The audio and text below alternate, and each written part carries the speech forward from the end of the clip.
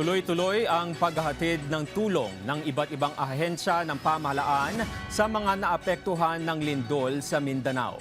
Sa pamamagitan ng aerial support, naihatid ang mga ayuda sa mga liblib at mahirap marating na lugar sa Glan, Sarangani. Kasabay nito ang patuloy ding pagbibigay ng relief operations ng Regional Disaster Risk Reduction and Management Council. Samantala, karagdagang family food packs ang ipinasa sa Municipal Social Welfare and Development Office ng Glan upang masuportahan ang mahigit 8,000 pamilyang nananatili sa mga evacuation center.